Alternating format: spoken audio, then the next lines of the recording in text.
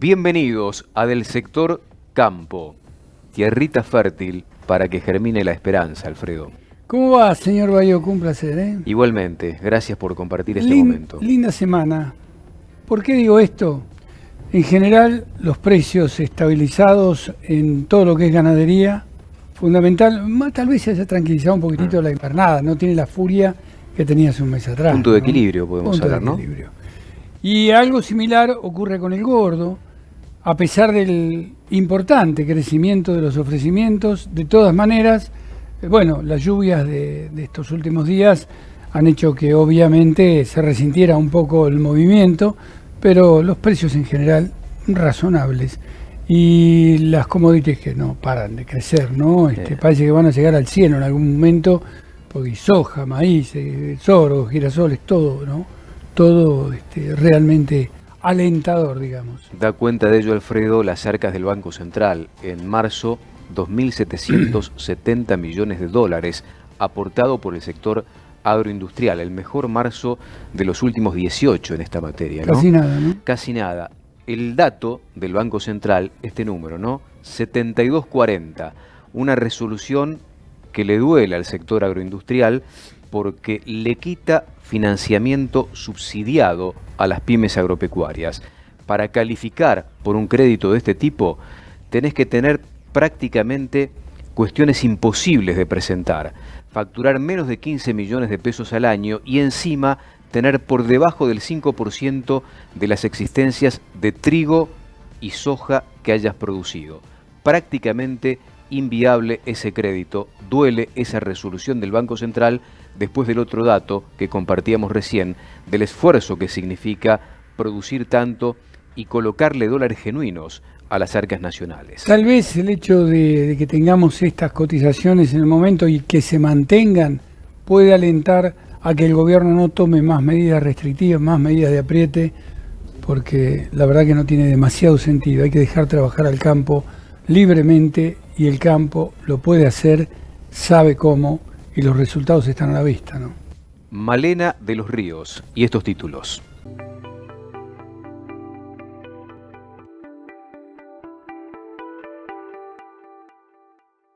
Muy buenas tardes, Alfredo y Silvio, bienvenidos. Vamos a presentar un panorama, los principales títulos del sector agroindustrial. Y como vamos a ver en pantalla, el primer título tiene que ver con una noticia realmente triste porque estamos hablando de violencia y los hechos de violencia son repudiables en este país y alrededor de todo el mundo. Y lo cierto es que amenazaron al secretario de Agricultura, Jorge Solmi. Bueno, el funcionario denunció estos hechos en sus redes sociales, alegando que recibió audios de un tenor de violencia de un voltaje altísimo y también 2 notas amenazantes. Ahora, en la semana, lo cierto es que el funcionario oriundo de la localidad de Pergamino detectó que fue un comerciante de la misma localidad que reconoció el hecho y que produjo estos audios. Ahora también se está investigando el origen de las notas, así que una muy triste noticia. Pero cambiamos de página totalmente y como vamos a ver en pantalla, el segundo título tiene que ver con la venta de la maquinaria agrícola y reapuntaron las ventas. Una muy buena noticia, que esto es de acuerdo a la información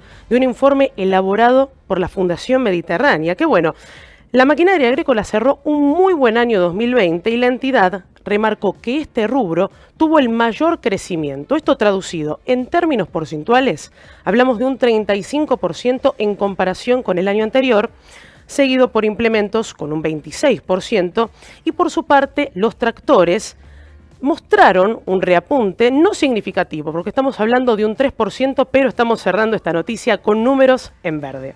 Tercera noticia.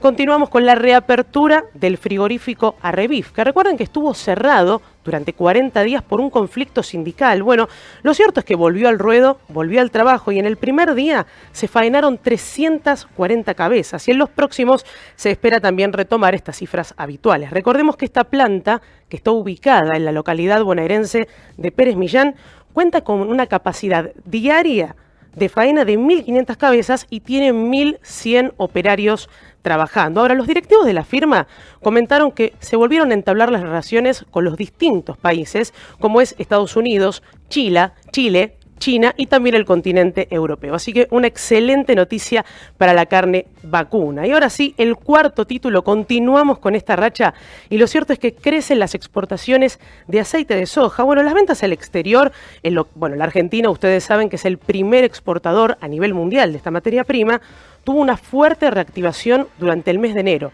664.000 toneladas y en el mes de febrero 419.000.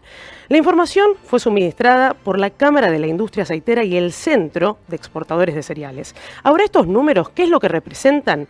Bueno, un récord histórico en el país y para el sector gracias a una fuerte demanda que viene, por supuesto, a nivel mundial y la recuperación de los embarques luego de un diciembre que realmente fue afectado por los conflictos gremiales.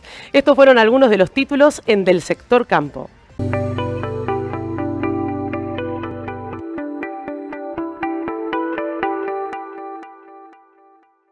Y en Del Sector Campo tenemos el placer de recibir a Juan Luis Uccelli, el ingeniero Uccelli, que es un experto en la actividad del cerdo, Alfredo. Gran amigo y además es experto en la actividad de cerdo. Hola Juancho, ¿cómo te va? Hola. Placer saludarte. ¿Cómo le va a los dos? Muchísimas gracias por la invitación, la segunda invitación que tengo a este programa nuevo que ustedes están llevando adelante. La verdad que es un placer para nosotros, primero porque cada vez la carne de cerdo se instala con mayor volumen en el plato de los argentinos, ni que hablar si hacemos en retrospectiva una comparación con las últimas décadas. Ha habido una evolución constante. En este momento, si vos tuvieses que poner en número, ¿cuánto se consume de carne de cerdo en el consumo local, Juan? Mira, el año pasado cerramos en los 19 kilos, 18 kilos 960, y hoy estamos en 19 kilos 300 más o menos el consumo, de lo cual la gran mayoría es carne fresca. Se disminuyó mucho el tema de la participación del cerdo en los fiambres, más allá que el COVID pegó mucho a los chacinados, el coronavirus. Y el sector de la carne fresca fue el que mantuvo todo el impulso y el consumo local es el 95% de la producción total.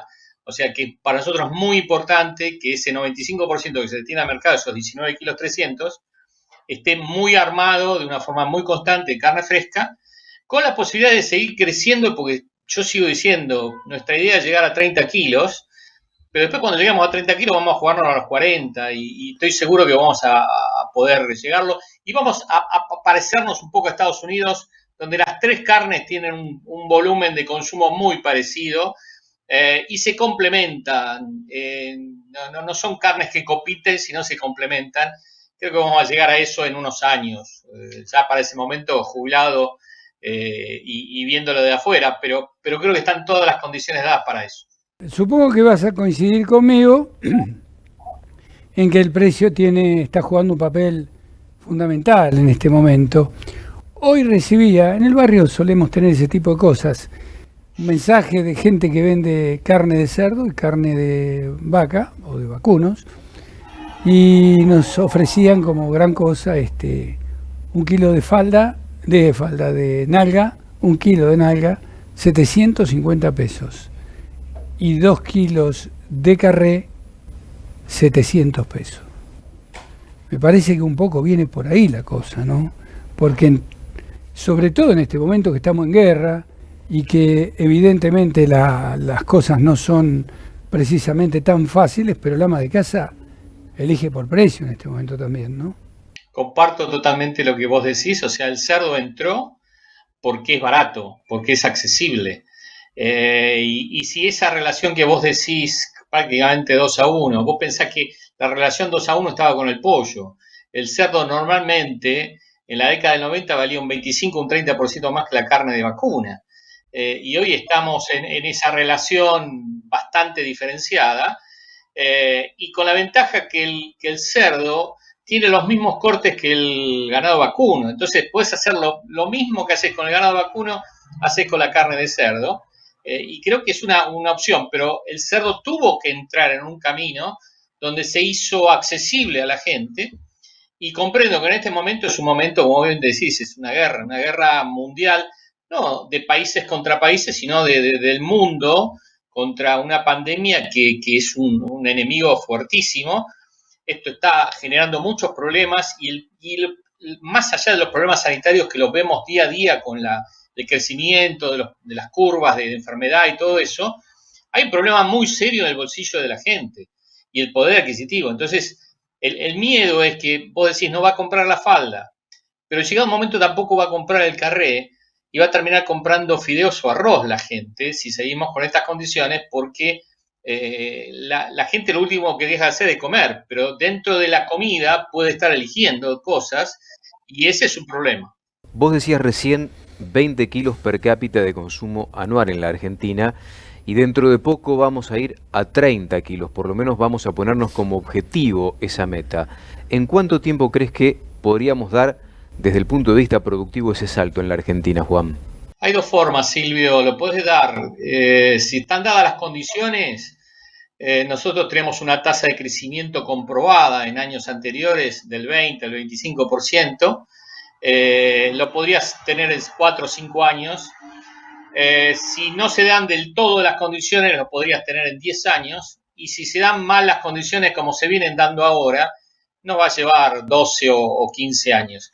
Hay que cambiar ciertas cositas como para fomentar el aumento de la inversión en carne, en producción porcina, que es muy cara, es la más cara de las 3 carnes, es la inversión porcina.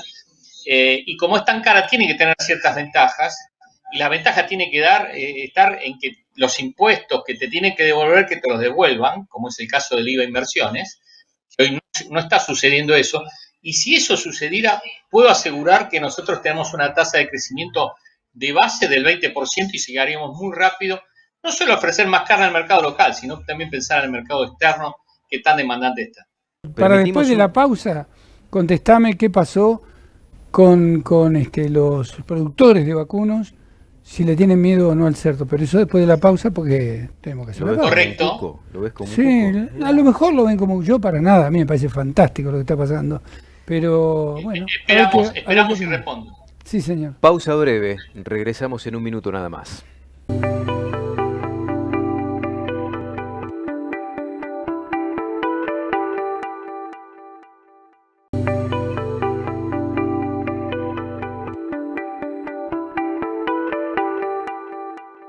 Y en Del Sector Campo seguimos compartiendo el momento con el ingeniero Juan Luis Uccelli. Le mostraste un cuco, ¿o no? Un cuco para los productores de carne bovina, dijiste, vos lo planteaste de esa forma. Es un cuco cuando me parece que a la enorme oportunidad que tenemos los productores de vacunos para darle a las exportaciones, me parece fantástico, y con tener este reemplazo que me parece genial también, no sé, pero para algunos sí, me parece que sí, que hay miedo. Bueno, yo te diría, uno puede pensar que uno puede ser de River y otro de Boca, y uno puede ser el problema del otro, o podemos pensar un poquito más allá y pensar en selección. Y entonces va a haber un jugador de River y un jugador de Boca que van a jugar para la selección. Y yo creo que el sector cárnico argentino, y sumo a los pollos, porque los pollos están en este tema, somos carnes complementarias, no sustitutas. Nos complementamos, y nos complementamos tanto para el mercado interno como para el mercado externo. Y yo creo que eso es el concepto que hay que tener. El negocio de la carne de cerdo empezó a jugar tanto en el consumo interno como en el mercado externo. Contame cómo está ese aspecto del negocio para la carne de cerdo en la Argentina, Juan. Mirá, el mercado externo, nosotros tuvimos una pequeña experiencia en el 2008 que sirvió muchísimo, salió mal, pero sirvió muchísimo porque salió mal, porque aprendimos de lo mal que habíamos hecho. En el 2015 se inició de vuelta la campaña de exportación y con resultados muy buenos. Empezaron los productores y después los mismos frigoríficos se sumaron y llegamos a un año 2020 exportando 43.000 toneladas de carne de cerdo e importando 25.000, o sea, teniendo un saldo en toneladas altamente positivo que no sucedía desde 1991, 1991, casi 30 años atrás, y con la ventaja también que el saldo en divisas también fue positivo para el país. Y creo que es un camino que se empezó y que no se vuelve para atrás. Tenemos una demanda muy grande del mundo. Esto ya lo hablamos contigo, Silvio, que alguno decía que China se recuperaba este año y que ya estaba todo bárbaro. Yo soy de los que dije que China no se va a recuperar, con suerte en los próximos 5 años y normalmente en los próximos 10 años, que la peste porcina africana es una enfermedad tan complicada como el COVID, o yo te diría más complicada, porque todavía no le encontraron la vacuna, y que va a haber una demanda de carne de cerdo en el mundo muy grande. ¿Quiénes van a ser los ganadores de esto? Los que tengan un costo de producción muy competitivo, los que tengan espacio para crecer, los que tengan agua, y los que tengan algo que es básico en el costo de producción, se llama cereales, maíz, soja, sorgo. Argentina cumple con todas las condiciones, razón por la cual nuestro crecimiento puede ser explosivo, no solo para el mercado local, sino también para el mercado exterior. Y acá no estamos compitiendo de vuelta con la carne vacuna, nos estamos complementando en mercados, porque nosotros nos vamos a ir a Israel, no vamos a ir a los países musulmanes, cosa que la carne vacuna puede ir. Y la carne vacuna, gracias a la peste porcina africana, ganó un mercado de China, que es muy importante y creo que no lo va a perder, porque entró a un rubro de gente de alto valor adquisitivo que va a seguir comprando la carne excelente vacuna argentina. Juan, ¿por qué no vamos a ir a los países musulmanes? Porque los musulmanes y los judíos no comen carne de cerdo. Entonces ese es un tema que uno lo respeta, hay que ver el origen de eso, que fue lógico en su momento, hoy no es lógico, pero uno tiene que respetar las costumbres religiosas de los pueblos, y entonces es muy difícil vender carne de cerdo a los países musulmanes. No, difícil. ¿Por qué? Porque en esos países, en mismo Israel, no todos los israelitas son judíos. Hay algunos que son ateos y que pueden consumir carne de cerdo y consumen los mismos los países musulmanes. Sobre este tema había salido una información del Ministerio de Agricultura hace cosa de 10 días que se indicaba que Argentina tenía la posibilidad de meterse en Emiratos Árabes, por lo menos para el turismo de ese país concretamente. ¿Qué pasa con eso? Es una buena noticia, te hago una pequeña corrección, salió de Cancillería, fue una negociación que llevó adelante Cancillería, nos pone contentos que abramos mercado, porque hace 2 años y medio que no abríamos ningún mercado. Pero Emiratos Árabes es un mercado que consume 15.000 toneladas por año y que es interesante, no es malo para Argentina, puede ser interesante, pero ya está abastecido por un montón de países, entonces Argentina va a participar en ser uno de los oferentes, después que se solucionen todos los temas de habilitaciones que hay que pasar, o sea, no es algo que mañana estamos cargando a los Emiratos Árabes, va a llevar un tiempo, pero es bien recibida esa noticia. Nos interesaría que también trabajen en mercados que son mucho más demandantes como Singapur, Vietnam, Filipinas, México, mercados que hoy tienen una demanda muy grande. ¿Y por qué no se trabaja sobre eso, Juan? Yo no digo no se trabaje, nos gustaría que se trabaje más. Yo no dije que no se trabaje, Alfredo, nos gustaría que se trabaje más, creo que habría que poner un poco más de impulso en eso, que son los mercados que se pueden abrir. Y una tontería, o sea, abrimos Emiratos Árabes y no pudimos abrir Uruguay, que lo tenemos acá al lado, y que por normas Mercosur tendría que estar abierto. Paraguay abrió el mercado de cerdo de Uruguay y Argentina todavía no lo pudo abrir. Son esos pequeños detalles que uno no llega a entender, uno comprende que está la mejor buena voluntad de parte de las autoridades que están trabajando en esto, pero tendría que haber un poquitito más de entusiasmo, si se me permite la palabra. Gracias por estar. Abrazo, Juan. Gracias. Gracias a ustedes. El ingeniero Juan Luis Uccelli, del sector campo.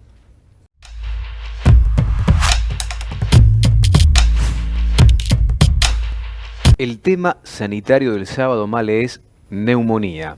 Entramos en una época donde este flagelo se apodera de buena parte del rodeo y afecta directamente con la capacidad productiva de un rodeo de leche, de un rodeo de cría o del feedlot de hacienda que está en proceso de terminación. Todo este informe a continuación con Antonio Monteagudo. Lo vemos.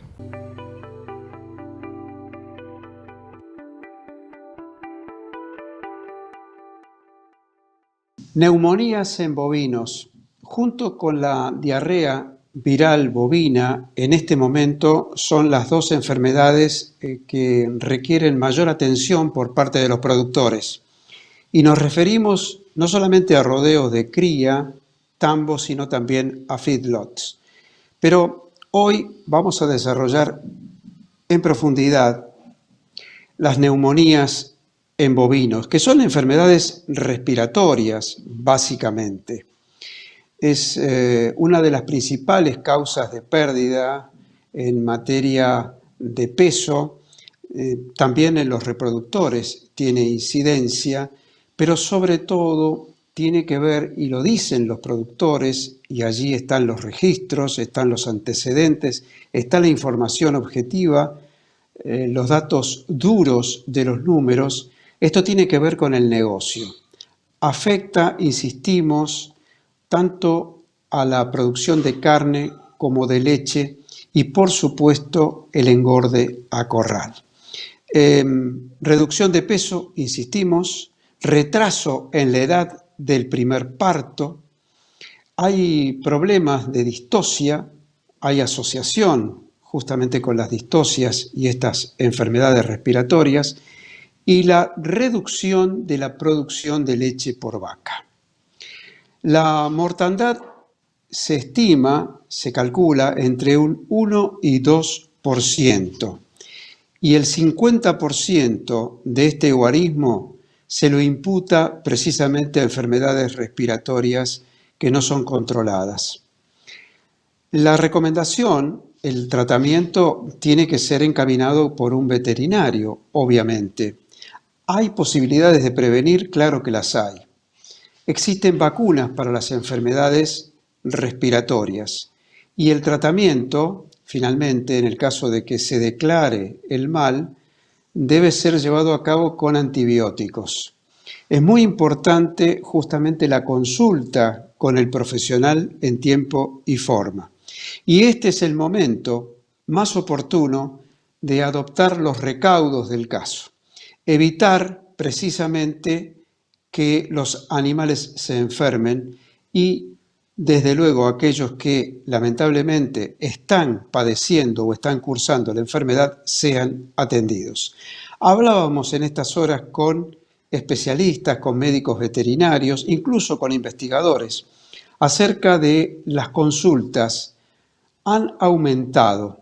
Se ha registrado realmente una toma de conciencia por parte de los productores y, por supuesto, están poniendo mayor énfasis y atención a la prevención. Dentro de lo que se experimenta, en este caso, en cuanto a neumonías en bovinos, hay una buena señal, hay preocupación, hay interés y hay una dedicación a prevenir. Buena noticia entonces para el campo y para el país.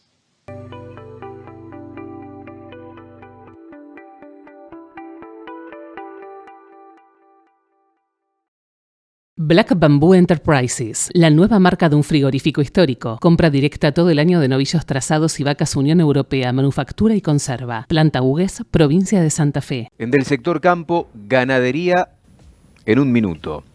Faena del mes de marzo, 1.140.000 cabezas. Si comparamos este dato con el de marzo del año pasado, hablamos de un incremento del 4%. Ahora bien, si comparamos concretamente días hábiles trabajados por la industria frigorífica, nos da una caída con respecto a febrero y con relación a marzo 2020 del 9%, una baja importante. ¿Qué es lo que nos arroja el dato de consumo interno? Que es un dato controversial, si se quiere, porque viene bajando consecutivamente en los últimos meses. No llegamos a los 50 kilos per cápita con este nivel de producción. 49.3 kilos per cápita, lo que se consume proyectado anualmente. Y un dato importante, quizá el más relevante, la faena de hembras, 45.6% del total pasado por frigorífico.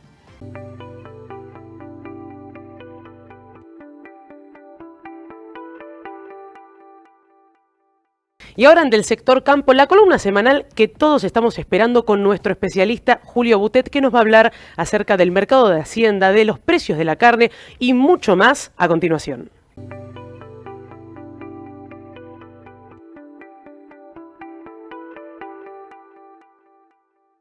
bajo el objeto de agregarle el máximo valor posible a la agroindustria bovina. El Consorcio de Exportadores de Carnes Argentinas ayuda a sus asociados a conservar las ventajas y al cumplimiento de los estándares más exigentes para ofrecer un producto único a nivel mundial. El bife argentino.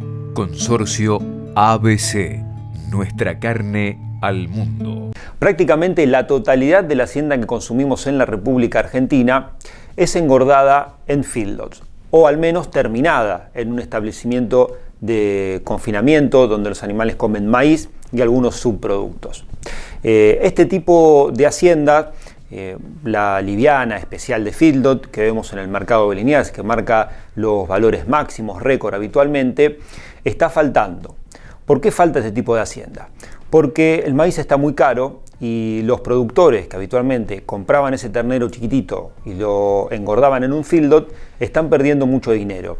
¿Por qué? Porque el maíz está caro y les resulta imposible darles 90 días de maíz con los valores actuales. Haciendo ese proceso están perdiendo entre 5 y 6 mil pesos por cabeza según la CAF, que es la Cámara Argentina del Feedlot. Entonces, ¿qué está ocurriendo? Esta moda de engordar la hacienda de esta manera, tan liviana, y sacarla tan chiquitita, se está pasando. Los productores, incluso algunos establecimientos filoteros también, están comprando los animales de destetes, los están llevando a un campo para hacer una recría y que coman pasto y engorden con kilos mucho más baratos, y después sí terminarlos con 30, 45, 60 o incluso hasta 90 días de maíz, haciendo un animal un poco más pesado. Para tener una idea de cómo impacta esto en lo que nosotros consumimos, tenemos que hacer pie en lo siguiente. ¿Qué está pasando hoy con la oferta de este tipo de hacienda? Como estamos en un proceso en el que se está saliendo de ese sistema de engorde, en el que se iba directamente al feedlot y se está haciendo una recría, un espacio en el que los animales comen pasto para después ser terminados, se produce lo que denominamos un bache de oferta de hacienda liviana especial. Entonces estamos viendo en el mercado de Liniers que estos lotes livianos especiales de feedlot de 300-310 kilos, que habitualmente hacían valores máximos récord, no aparecen en oferta. Aparecen algunos conjuntos más regulares o algunas haciendas más pesadas. Cuando de vez en cuando aparece uno de estos conjuntos, marca valores máximos récord. Pero entonces lo que pasa con los valores es que en general pierden contra cotizaciones anteriores, en las que habíamos visto, por ejemplo, terneros a 200 pesos el kilo y hoy están por los 190, 195, porque esa hacienda de calidad está terminando su proceso para salir más pesada, de 360, 370 o 380 kilos. Durante los próximos días vamos a seguir viendo esto en el mercado de Liniers. Las haciendas livianas especiales van a faltar porque no se están produciendo en general, y dentro de algunos días o tal vez un par de meses como máximo tendremos una oferta de animales de 360, 370 kilos mucho más importante en cuanto a calidad y también en calidad, porque son esos animales que salían con 300, 320 kilos que van a estar saliendo con 40, 50 o hasta 60 kilos más. En ese momento tendremos una oferta más uniforme de hacienda especial que va a permitir a los consumidores llegar, aunque sea con animales un poco más pesados, a esa carne de calidad y a valores seguramente un poquito más acomodados, porque la cantidad de animales que se ofrecen va a ser mucho más importante.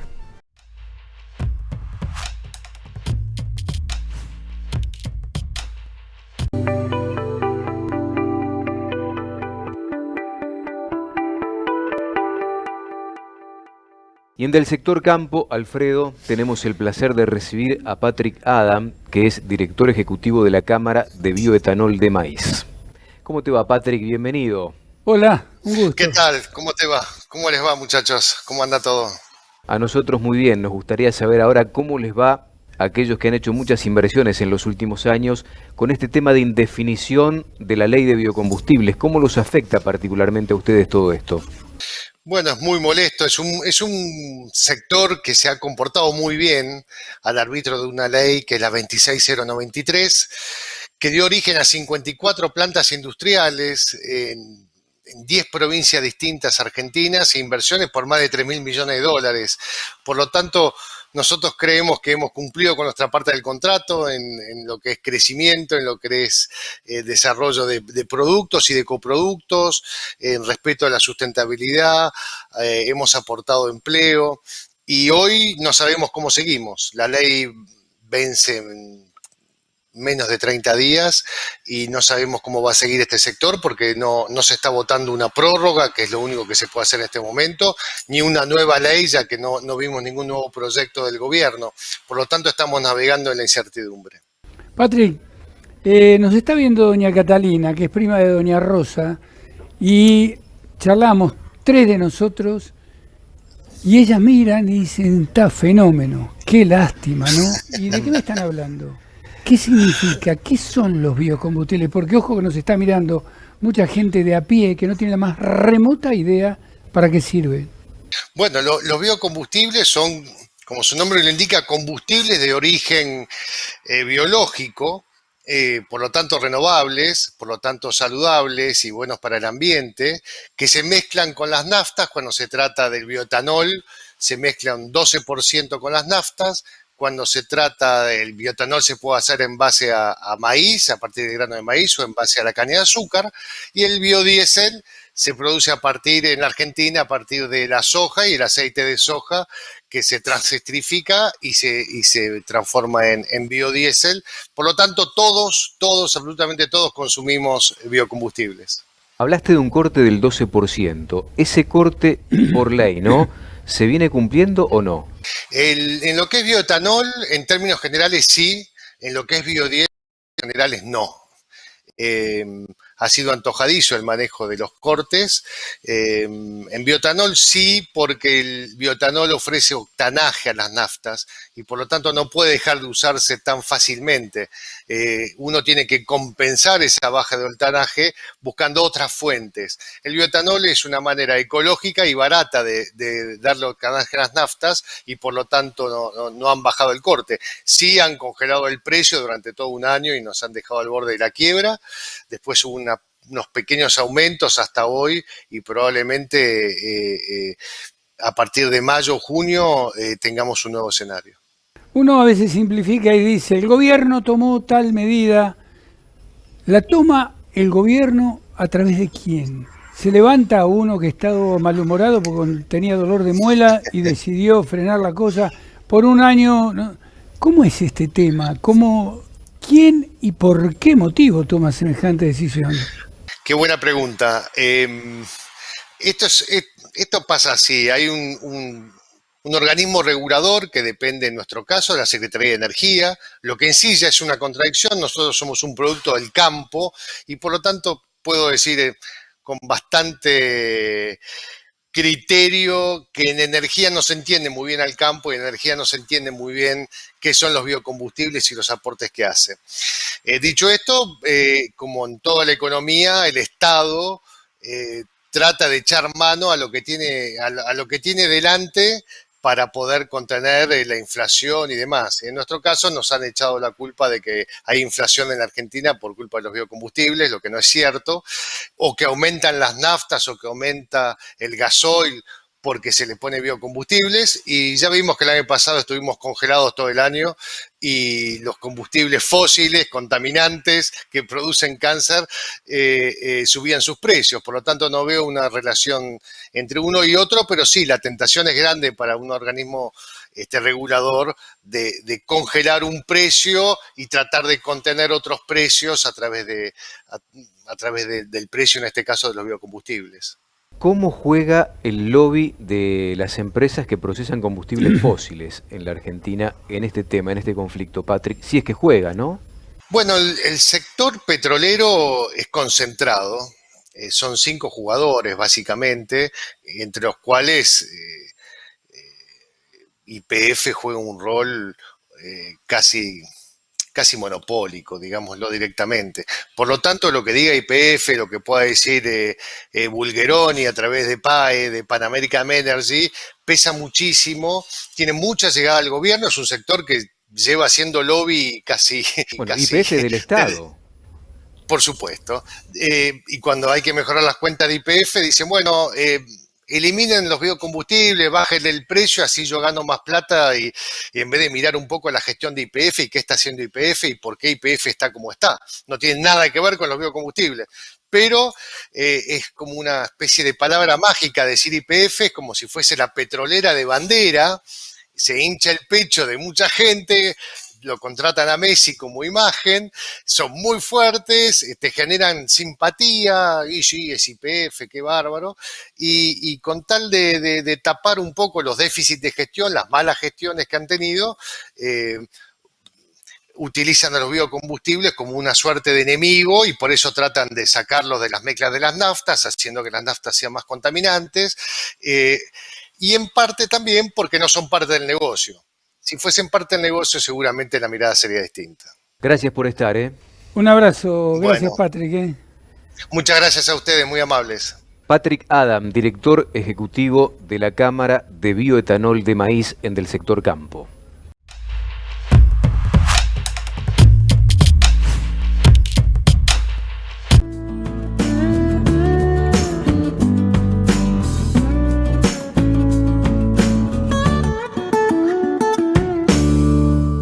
En del sector campo, Male, empezamos a jugar con las redes sociales. Exactamente, Silvito, @del sector com. Estamos en todas las plataformas, Facebook, Twitter, Instagram y como siempre esperamos el comentario de la gente para leerlos todos los sábados. Y como de costumbre también, vamos a Twitter a ver qué dicen los personajes importantes en relación, en este caso, al sector agroindustrial.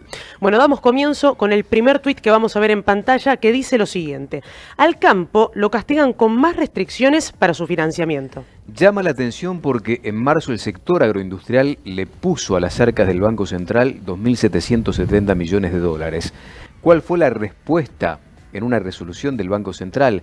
Limitar el acceso a crédito subsidiado para pequeños y medianos productores. ¿De qué manera? Tenés que presentar determinado tipo de requisito incumplible, inaccesible ese crédito para los productores, teniendo en cuenta que tienen que facturar anualmente por debajo de los 15 millones de pesos y además tener existencias por debajo del 5% en trigo y maíz. El segundo tuit que vamos a ver en pantalla dice, lejos de ser el cuco, ¿qué genera venderle al mundo? ¿Sabés cómo te benefician las exportaciones? Más de 200 datos, 20 complejos, 10 indicadores. ¿Y en qué beneficia? Bueno, decíamos recién, ¿no? 2.770 millones de dólares genuinos ingresados al Banco Central, con lo que la Argentina necesita de dólares, de fuente genuina, después como para pagar y asumir compromisos y financiarse, autofinanciarse. Y el otro tema es el derrame en materia laboral, la cantidad, enorme cantidad de puestos de trabajo que genera todo este complejo, ni más ni menos que eso. Recordá @del sector com en todas las plataformas, te esperamos todos los sábados en Del Sector Campo.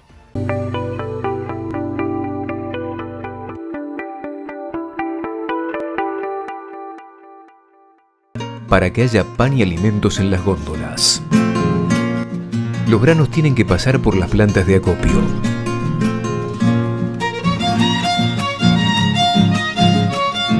Seguimos trabajando para alimentar al país, garantizando la sanidad de los alimentos y la salud de nuestros trabajadores. Estuvimos, estamos, estaremos. Federación de Centros y Entidades Gremiales de Acopiadores de Cereales.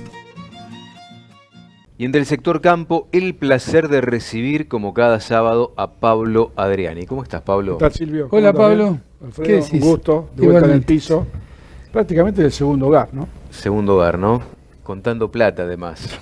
Qué manera de ingresar dólares en marzo. Un marzo para la Argentina, para las arcas del Banco Central, extraordinario. Sí, realmente un ingreso de divisas récord, 2.750 millones de dólares, que fue récord, el número más alto en 18 años. Y es un poco el contrapunto de un diciembre seco de divisas por el paro marítimo, acuérdense, que entraron 800.000 millones de dólares, que no hay nada, y se reactivó en enero, febrero, y marzo fue un mes donde explota la demanda de harina de Argentina y de aceite. O sea, pues sabés que Argentina es el primer exportador mundial de aceite de soja y de harina de soja. Entonces el mundo estaba esperando que cumplamos los contratos. Así que bien, yo creo que son buenas noticias. Obviamente para el gobierno es un aire fresco, porque pudo recomponer más de 1.100 millones de dólares de reservas. Que no es menor, ¿no? No es un número menor. ¿Qué pasa con la capacidad ociosa de la industria? Más allá de toda esta dinámica que permite ingresar muchos dólares frescos necesarios para la economía argentina, la industria tiene un lastre en este aspecto. No hay ninguna duda. Para que tenga una idea, la industria tiene una capacidad de molienda diaria de 200.000 toneladas. Lo llevamos a 300 días al año, con un corte para mantenimiento, son 60 millones de toneladas. El año pasado la industria molió 34 millones de toneladas. O sea, ¿qué quiere decir capacidad ociosa? Quiere decir que si usted tiene un restaurante para 100 personas y entran 50, su costo fijo del impuesto, del mozo, lo tienen que bancar 50 personas, pero si vos tenés 100 personas, trabajás con mejores costos fijos. ¿Qué quiere decir? Que si la industria trabajara al 100%, el costo operativo de la industria bajaría, y acá viene lo más importante, y le podría pagar más al productor por su soja. Eso es la importancia de la capacidad ociosa. Perdón, la pregunta es, ¿por qué capacidad ociosa? ¿Porque Argentina produce menos de lo que tendría que estar produciendo para esta industria? ¿Porque esta industria sobreinvirtió? ¿O cuál es el problema? ¿Dónde está la raíz de la cuestión? Vamos a hablar en voz baja, que no nos escuchen. Sí. Argentina creció, como dicen los cordobeses, mucho en maíz. Hace 4 años Argentina no producía el maíz que producía ni lo que exporta. Esa superficie la sacó de la soja. Entonces la industria apostó a un crecimiento de la producción de soja, pero apareció el maíz, apareció el trigo, y eso hizo que se achique un poco el área disponible para soja. Yo creo que pasa por ahí, pasa porque Argentina debería producir, estamos produciendo 44 millones de toneladas, Argentina debería producir mínimo 60 millones de toneladas de soja, para que la industria tenga una molienda de 50, 55 millones. Es una cuestión de oferta y demanda y de mercado. Pablo, siguen creciendo algunos valores, bueno, la firmeza del maíz por lo pronto, pero qué firmeza tremenda el sorgo, por ejemplo, que llega a superar el valor del maíz. ¿Qué harán los productores? Eso es inédito en la historia argentina. Claro, pero ¿y los productores qué van a hacer ante semejante escenario? El productor va a responder al estímulo inmediato anterior. O sea, un sorgo que te rinde 8.000, 9.000, 10.000 kilos a $230 te da un margen mejor que el del maíz, con un costo de producción más bajo. Eso es respuesta a la demanda de China. China el año pasado se compró todo lo que tenga una F adelante, que sea forrajero, se compró todo. Sorgo forrajero, maíz, avena, cebada, centeno. Y dentro de ese paquete compró sorgo. Y reaccionó Argentina bien, porque el año pasado Argentina exportó 500.000 toneladas de sorgo, y este año va a exportar 1.200.000. Una barbaridad. Impresionante. Ahora, atención, el canto de la sirena, porque lo que pasa un año no siempre tiene por qué se repite al otro. Ahora hay voces que siguen hablando de soja largo por encima de los 600. Ojo que este año va a ser para alquilar balcones. Este año va a ser para alquilar balcones. Algunos ahora están en $650. Está en 525 la soja Chicago. Hay un dicho también que dice, más vale pájaro en mano. Claro. Sí, lo que pasa es que después te querés pegar un tiro. Vamos a aclarar algo a la audiencia, porque este es un programa que se ve mucho en todo el país. La soja $525, $550 es en Chicago. Sí, está todo bien. El productor recibe $320. ¿Cuánto va a recibir cuando esté a 600, 600 y pico? Y posiblemente 360, 370. Lo que te quiero decir es que a veces la gente escribe en los medios, los economistas, soja $600. No, para eso es Chicago. Argentina tiene $330. ¿Vos sabés cuánto le pagan a un productor de soja brasilero hoy? $480 la tonelada. Y Argentina recibe 330. Esa es la magia de las retenciones. La última y cortita, ¿cuánto le paga la industria, que a un productor le paga esa plata, cuando tiene que ir a buscar afuera, Paraguay, por ejemplo, soja, para mitigar este impacto de la capacidad ociosa? ¿Cuánto paga la industria local la soja importada? Ese es un buen punto y paga bastante más caro. Lo que pasa que ahí metimos el dedo en la llaga, la industria aceitera, por esa soja que importa, no paga retenciones. porque es importación temporaria, ¿sí? O sea, esto es un tema que por suerte a la industria le sirve para tapar algunos, no solamente algunos agujeros de oferta. La soja paraguaya es la soja que tiene más alta proteína del mundo. Entonces la industria aceitera argentina la compra para cortar su harina de soja con un porcentaje de proteína más alto que se lo da la industria la soja paraguaya. Son avatares del trading, pero es así. Placer como Gracias, siempre, Pablo. Pablo. Un gusto. Muy amable. Pablo Adriani, como todos los sábados en Del Sector Campo.